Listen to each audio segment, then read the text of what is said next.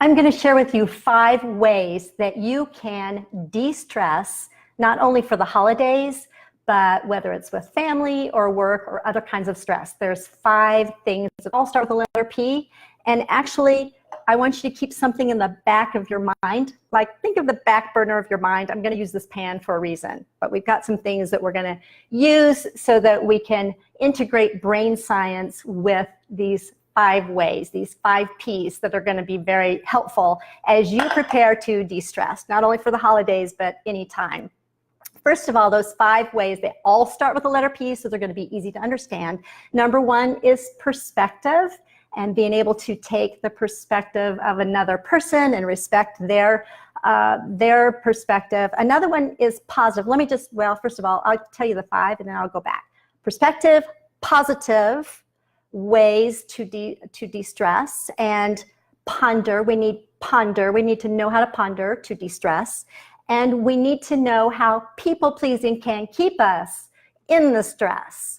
And also, we need to be purposeful. Those are the 5 things. So it's perspective, positive, ponder, and people-pleasing and purposeful. Those items are what we're going to talk about on how to de-stress. Now, going back to the back burner of your mind and the pan that I have, there's a reason for that, is because when we talk about positive thoughts on the neurons of the brain, and I get this from Dr. Rick Hanson. He's a psychologist who wrote the book, Hardwiring Happiness.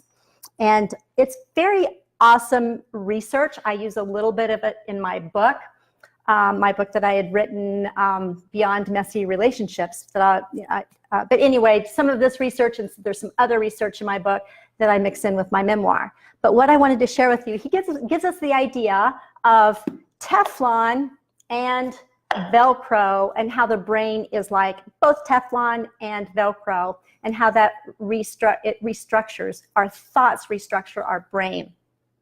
What I mean by that is, I'm going to go back to perspective in a minute, but let's talk about positive and how important positive thoughts, positive experiences, and thinking on positive things are very important to lower your stress. And when we think a negative thought, which is so human nature to do, isn't it? When we think a negative thought on the neuron of the brain, it sticks like Velcro. And I'm just going to show you this because, you know, this is pretty strong. I mean, some of us use this for like buttons, in place of buttons, or shoes or whatever, or craft projects. But that's what happens when you think a negative thought, when you ruminate about negative experiences on your brain. It changes the brain structure. It can lead to depression, and it's so human nature and natural to do.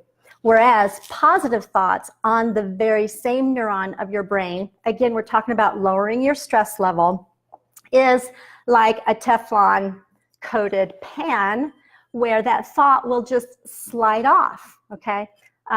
So when you think one positive thought, have one positive experience, and you don't ponder it any further, it'll slide off like Teflon. But you have to ponder it for about 15 or so seconds, and we need to fill our lives with a whole lot more positive. That's why going to museums, appreciating beauty, and really pondering and thinking, which is my next point about pondering, but we need to really let those positive thoughts stick, because it's not natural, which I think is an amazing thing, because there's some scripture in the Bible, in the New Testament, in Philippians 4, chapter 9, which talks about thinking on the things that are true and right and good and of good report, things that are virtuous and praiseworthy. Think on these things. Now, the Bible was written, that scripture passage was written a long time ago, but now neuroscience is catching up with it, with what that truth is. That scripture is very, very good for your mental health. It lowers your stress.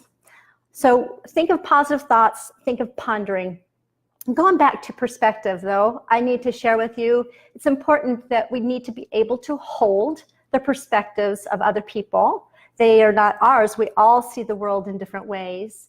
And so we will automatically have some thoughts that are negative about a person because they don't fit into our template about how we think they should live their lives or think or treat us and that kind of thing. So that's how the perspective, how being able to take the perspective of another person is important in lowering your stress level. So we've got perspective, we have positive, and we have the importance of pondering the positive.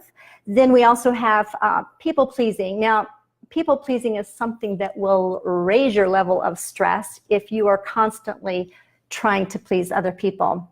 And this is what happens, especially like when we're around family or any other kind of a gathering. Some of us may have more like stronger personalities than others, and or we just think that we're like making like the boat's not rocking when we're in a gathering, and somebody might say something to hurt our feelings, or we let them do what they want to do rather than speaking up.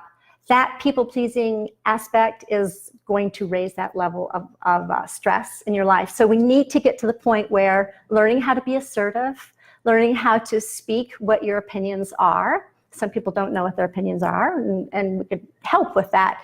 But learning how to do that is going to lower your stress, and having good boundaries. And then the last thing is being purposeful. So it's not going to happen automatically. And especially if there's been years and years of negative thoughts and negative stories in our minds about another person or about ourselves. Normally we are very harsh self-critics. We've got that going on in our head. It's human nature.